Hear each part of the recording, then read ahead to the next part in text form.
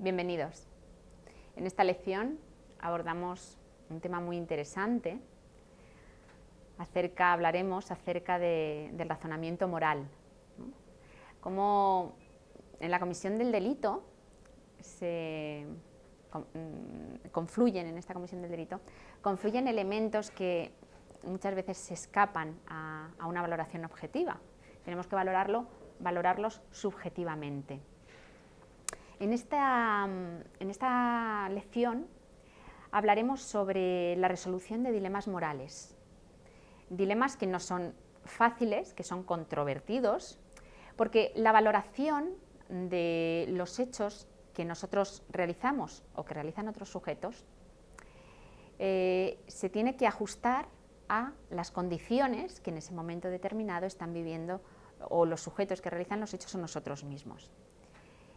Como ejemplo, para hablar acerca de este razonamiento moral, he escogido un estudio empírico llevado a cabo por Díaz Nieto y Elice González.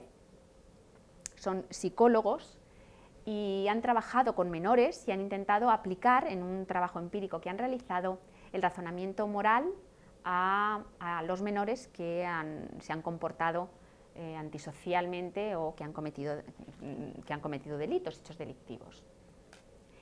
Bien, para hablar sobre el razonamiento moral me remito a Kohlberg, como estos autores hacen referencia a este autor también, a Kohlberg, para hablar sobre el razonamiento moral. Kohlberg era discípulo de Piaget, que también habló profusamente sobre el razonamiento moral. Si bien Kohlberg establece hace una clasificación de niveles distinto, pero la raíz procede de Piaget.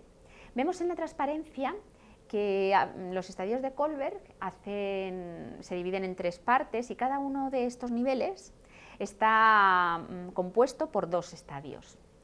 En el nivel 1, en el nivel preconvencional, y que hablaría sobre los niños de 4 a 10 años, pues se divide en el estadio 1 y 2. Habla de una moral heterónoma y de individualismo, finalidad instrumental e intercambio.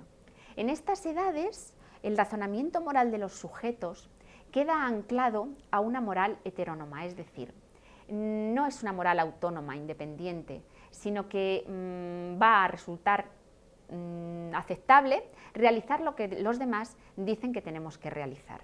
Por lo tanto, en este nivel preconvencional se trabaja con una serie de actos que valoran el premio y intentan eludir el castigo.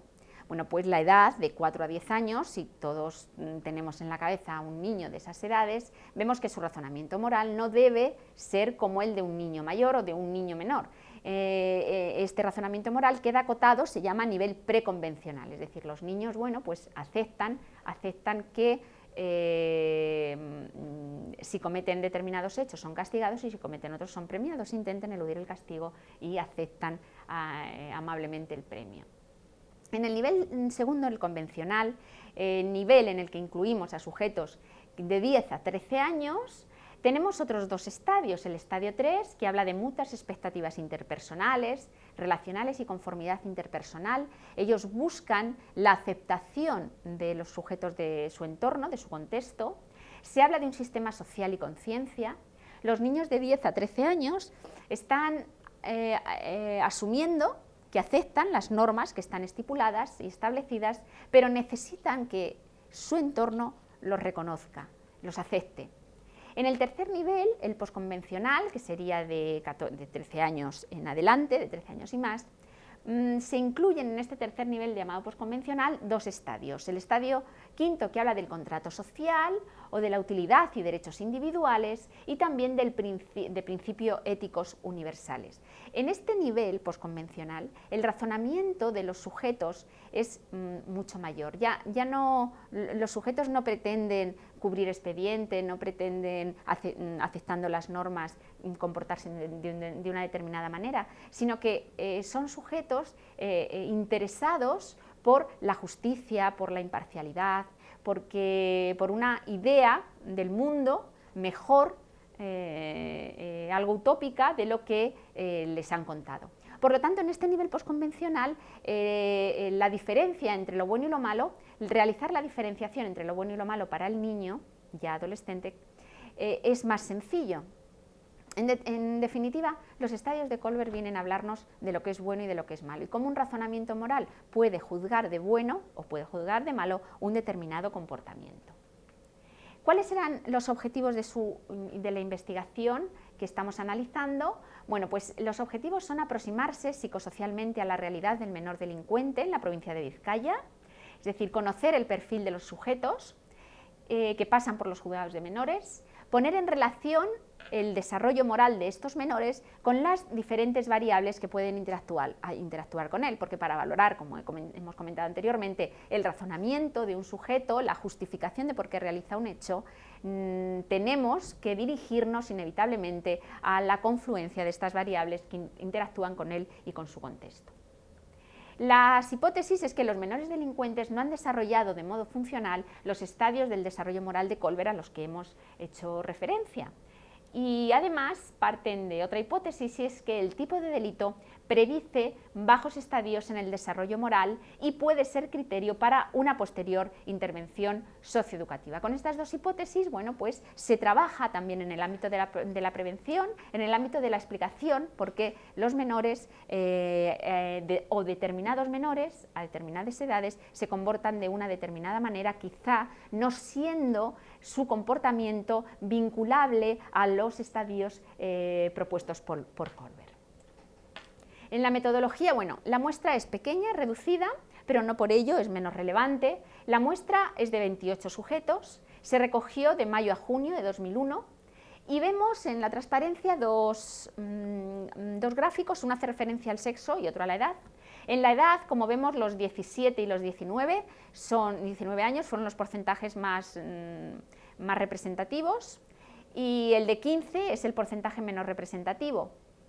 Con relación al sexo, casi todo eran varones, el 82%, creo, que era, y el porcentaje de mujeres menor.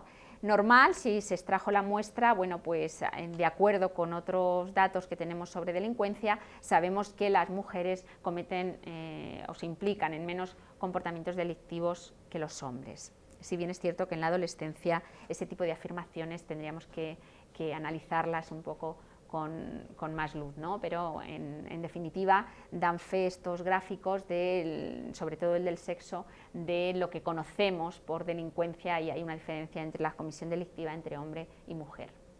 ¿Qué instrumentos de medida utilizaron? Bueno, en esta investigación se utilizó una plantilla diseñada para la recogida de información, y en esta plantilla se incluyeron una lista de variables, de 19 variables en concreto, de las cuales aparecen en pantalla algunas de ellas. Bueno, preguntan edad, se recoge en la plantilla edad y sexo, delito, medidas judiciales, procedencia cultural, estructura familiar, supervisión parental y un largo etcétera. ¿Cómo se recopilaba esa información? Pues cuando los niños estaban con los autores de esta investigación, se les dejaba la plantilla y los niños la iban rellenando a modo de autoinforme, o se les recogía esa información. Cuando ya tenían esta información, podían pasar al análisis de esos datos y podían establecer el perfil de los adolescentes que cometían hechos delictivos y que estaban en ese momento en el juzgado de menores.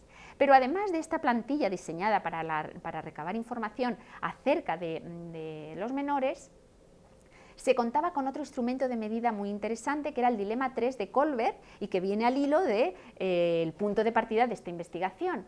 El sujeto se ve obligado a elegir entre el valor de la vida y el de la ley. Es más una entrevista de juicio moral. Lo que viene a decir este dilema tercero de Colbert es, bueno, habla de un supuesto en el que un sujeto tiene a su novia enferma de cáncer y, bueno, está en una crisis, está padeciendo una crisis y necesita un medicamento.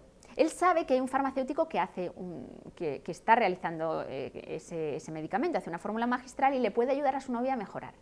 Va al farmacéutico y les pone que quiere comprarlo, pero el farmacéutico le pone un precio muy alto, 10 veces más de lo que en realidad a él le cuesta elaborar ese medicamento. El novio pasa por amigos, llama amigos, intenta conseguir dinero, pero solo consigue la mitad de lo que necesita. Cuando se va con esta cantidad que ha conseguido y que él entiende que ya es ganancia para la persona, para el farmacéutico que ha elaborado esta medicación, va al farmacéutico y le dice al farmacéutico que de todas formas no, que él necesita tener unas ganancias, ya que ha conseguido elaborar esa medicación, tiene que tener más ganancias. Como el novio de la chica no puede conseguir más dinero, opta por robarlo. Entonces se valoran una serie de, al exponer este supuesto, que como digo es más una entrevista de juicio moral, se realizan una serie de preguntas de si se debía robar a Enrique la medicina, si Enrique no quisiera a su novia, ¿debería robar la medicina? Imagínate que la persona que se está muriendo no es su novia, sino que es un extraño. Es importante hacer todo lo posible para salvar una vida. Son una serie de preguntas que solamente se pueden contestar cuando una persona está imbuida, está interesada y conoce bien ese supuesto. Y estas preguntas, en este caso la valoración del delito, es muy diferente a un mero robo. Entonces, analizar la delincuencia como un hecho objetivo nos lleva a unos resultados que no son productivos. Entonces, aquí estamos valorando, con este dilema tercero de Colbert, estamos valorando la posibilidad de ofrecer una visión subjetiva al hecho, de intentar explicar por qué un sujeto comete un determinado delito. Y no solamente que él lo cometa, sino que los sujetos que están viendo que se comete este delito están justificando también que lo cometan. Entonces, dependiendo de cómo se resuelva este cuestionario, estamos ofreciendo resultados para el análisis de este dilema 3 de Colbert. ¿Los resultados cuáles fueron? Pues las relaciones más claras encontradas en este estudio fueron las que se establecen entre el estudiaje del desarrollo moral y la pertinencia a una cultura dominante. Es decir, el pertenecer a una cultura dominante hace a los sujetos tener un razonamiento moral más acorde con esa cultura. La otra correlación interesante eran los antecedentes de servicios de salud mental de la comunidad. Aquellos sujetos que habían pasado por estos servicios de salud mental de la comunidad tenían menor, correlacionaba también significativamente, tenían menor capacidad para hacer un razonamiento moral, adecuándose más a las hipótesis que se habían pincelado en esta investigación. Sería interesante completar el estudio con una muestra representativa para confirmar o refutar esta tendencia. Quizás si contásemos con una muestra mayor podríamos extrapolar más resultados, pero el que una muestra sea pequeña y se realice un tipo de investigación como es el presente, el que estamos analizando, que es más cualitativa, además de cuantitativa, es cualitativa porque inserta este dilema 3 de Colbert, bueno, pues sería mejorable, pero por supuesto tenemos que tenerlo en cuenta porque nos permite una visión cualitativa de una realidad que es cualitativa per se, que es la realidad delincuencial, ¿no? y en concreto la realidad delictiva de menores. Poco más que decir, simplemente hacer hincapié en que el razonamiento moral debe ir aparejado a toda explicación que queramos ofrecer sobre el delito, porque está guardado en la solapa de ese comportamiento y en concreto de estos sujetos que todavía quizá no hayan pasado de estadio, como hemos abordado al inicio de la investigación, del tercer estadio. Muchas gracias por la atención.